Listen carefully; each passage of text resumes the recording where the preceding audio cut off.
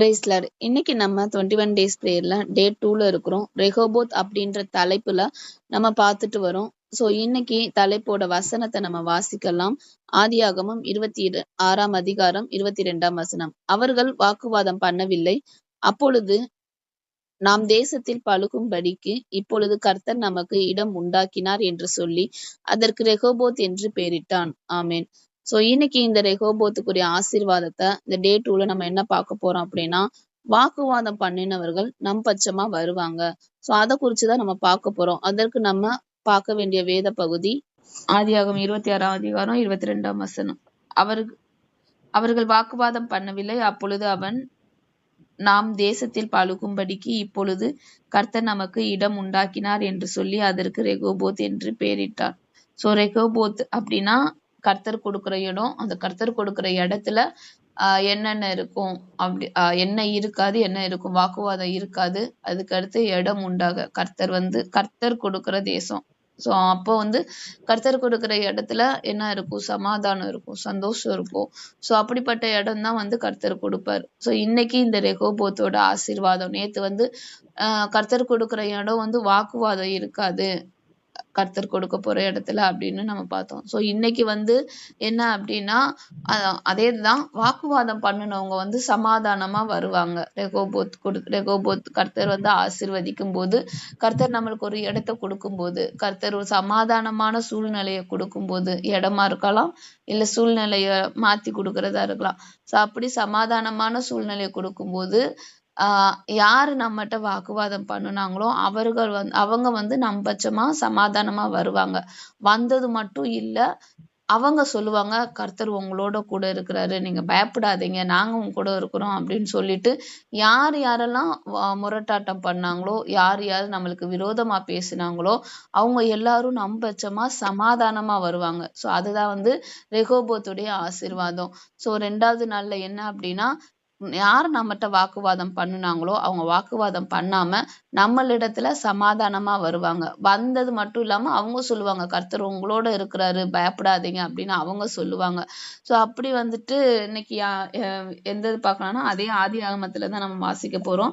So 22ஆம் வசனத்து 26ஆம் அதிகாரத்துல அந்த 23ஆம் வசனத்துல இருந்து அங்கே இருந்து பெயர்செபா அந்த ரெகோபோத்துன்னு ஈசாக்கு பண்ணியிருப்பாங்க.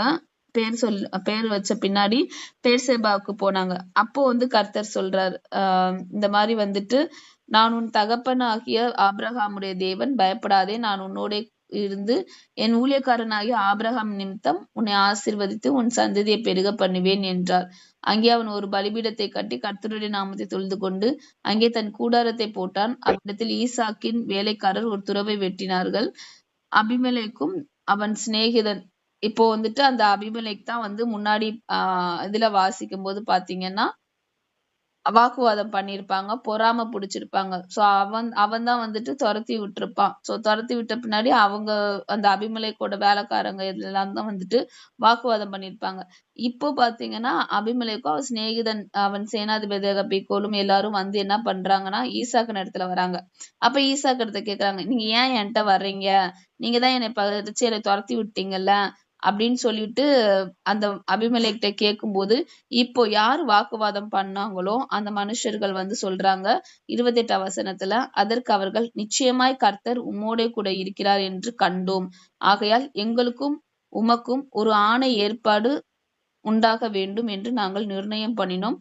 நாங்கள் உம்மை தொடாமல் நன்மையையே உமக்கு செய்து உம்மை சமாதானத்தோடே அனுப்பிவிட்டது போல நீரும் எங்களுக்கு தீங்கு செய்யாதபடி உம்மோடே உடன்படிக்கை பண்ணிக்கொள்ள வந்தோம். நீர் கர்த்தரால் ஆசீர்வதிக்கப்பட்டவராமே என்றார். ஸோ அதுக்கடுத்து பாத்தீங்கன்னா விருந்துண்டு அவங்க என்ன பண்ணிருப்பாங்கன்னா சமாதானமா போயிருப்பாங்க. ஸோ இந்த காரியத்துல இருந்து கர்த்தர் என்ன நம்மளுக்கு சொல்ல வர்றாரு அப்படின்னா, யார் நம்மள்கிட்ட வாக்குவாதம் பண்ணியிருக்காங்களோ துரத்தி தான் விட்டுருப்பாங்க. ஆனா இங்க பட்சமா ஈசாக்குக்கு பட்சமா வராங்க. ஈசாக்குக்கு நிச்சயமா கர்த்தர் உம்மோடு கூட இருக்கிறார். முடிக்க போகும்போது என்ன சொன்னாங்க, நீங்க கர்த்தரால் ஆசீர்வதிக்கப்பட்டவராமே. சோ அதனால எங்க கூட வந்து என்ன பண்ணுங்க, நீங்க சமாதானமா போயிருங்க அப்படின்னு வந்து சொல்லுவாங்க. சோ இப்படிதான் கர்த்தர் நம்மளுக்கு ஒரு ரெகோபோத்தை கொடுக்கும்போது, ஒரு சமாதானமான இடத்த கொடுக்கும்போது, இல்ல சமாதானமான சூழ்நிலையை கொடுக்கும்போது சொல்லுவாங்க, யாரு நம்மளுக்கு முரண்பட்டுக்கிட்டு இருக்கிறாங்களோ, நம்மளை துரத்தி விட்டாங்களோ, அவங்க நம்மகிட்ட வந்து நீங்க சமாதானமா எங்களோட போங்க அப்படின்னு சொல்லி பண்ணுவாங்க. முதல்ல சொல்றது உங்க கூட கர்த்தர் இருக்கிறாங்க. அவங்க வந்து சொல்லுவாங்க கண்டிப்பா. சோ அப்படி வந்து நம்ம கூட யாரு விரோதமா பேசிட்டு இருப்பாங்க. இப்பயும் நம்மளுக்கு விரோதமா நிறைய பேர் வாக்குவாதம் பண்ணிட்டு இருப்பாங்க. இல்ல நிறைய சூழ்நிலைகள் வந்து நம்மளை குழப்பத்துக்குள்ள கொண்டு வரும். சோ அப்படிப்பட்ட நேரத்துல வந்து கர்த்தர் இன்னைக்கு நம்மளுக்கு சொல்றாரு, அந்த மாதிரி சூழ்நிலையில நான் உனக்கு ஒரு சமாதானத்தை கட்டளையிடுவேன். அந்த சமாதானம் உங்களுக்கு இது பண்ணும்போது ஜனங்கள் சொல்லுவாங்க, கர்த்தர் உங்களோட தான் இருக்கிறாரு, நீங்க கர்த்தரால ஆசீர்வதிக்கப்பட்டவங்க அப்படின்னு சொல்லுவாங்க. சோ எந்த நபர்கள் நம்மளுக்கு விரோதமா செயல்படுறாங்களோ அந்த நபர்களை வந்துட்டு கர்த்தர் கண்டிப்பா நமக்கு கொண்டு வருவார், சமாதானமா கொண்டு வருவாரு. நிறைய இடத்துல வந்து நம்ம வேதத்திலே பார்த்திருக்கோம். நம்ம தொடர்ந்து இந்த இந்த இதை வச்சுட்டு 2-3 காரியம் நாளைக்கு நம்ம யோசுவா குறிச்செல்லாம் பார்க்கலாம். சோ கர்த்தர் என்ன சொல்றாரு அப்படின்னா, வாக்குவாதம் பண்ணவர்கள் உன்பட்சமா வருவார்கள். எப்படி வருவாங்கன்னா, மறுபடியும் வாக்குவாதம் பண்றதுக்கு வரமாட்டாங்க, சமாதானமா வருவாங்க. சமாதானமா வந்தது மட்டும் இல்லாம நம்மளை குறிச்சு சாட்சி சொல்லுவாங்க.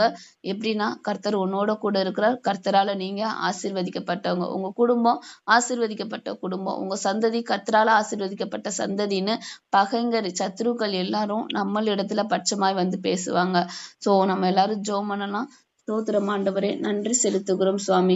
ஆவியானவரே அப்பா ஸ்தோத்தரிக்கிறோம் தகப்பனே, உமக்கு நாங்க நன்றி செலுத்துகிறோம். பரிசுத்தமுள்ள தேவனே, ஆவியானவரே அப்பா ஸ்தோத்திரம் தகப்பனே, இந்த ஆசீர்வதிங்க, இந்த மெசேஜை நீங்க ஆசீர்வதிங்கப்பா. ஆவியானவரே அப்பா, நீங்க ஆவியானவரே அப்பா எங்களோடு பேசும்போது, ஆவியானவரே ஆபிரகாமின் நிமித்தம் ஈசாக்குக்கு இந்த ஆசீர்வாதத்தை கொடுத்தீங்கப்பா. ஆவியானவரே சமாதானமான சூழ்நிலை நீங்க கொடுக்கும்போது, பரிசுத்த ஆவியானவரே அப்பா ஸ்தோத்திரம் தகப்பனே, ஆவியானவரே அப்பா இந்த தேசத்துல பருகி பெருகும்படிக்கு ஈசாக்குக்கு நீங்க ஆவியானவரே ஒரு ரெகோபோத்தை கட்டளையிட்டது போல தகப்பனே, இந்த பிரேயர்ல அட்டன் பண்ணி கொண்டிருக்கிற ஒவ்வொருவருக்கும் தகப்பனே ஆவியானவரே ஒரு ரெகோபோத்தை கட்டளை இடுங்கப்பா, ஒரு சமாதானமான இடத்தை கட்டளை இடுங்கப்பா தகப்பனே. இப்பொழுதும் அப்பா அந்த வீட்டுல ஆவியானவரே பிரச்சனைகள் ஏற்பட்டு கொண்டு இருக்கலப்பா. ஒவ்வொரு நாளும் அந்த வீட்டுல ஆவியானவரே அப்பா சோத்திரம் தகப்பனே, ஆவியானவரே அப்பா கண்ணீர் தான் இருக்குப்பா.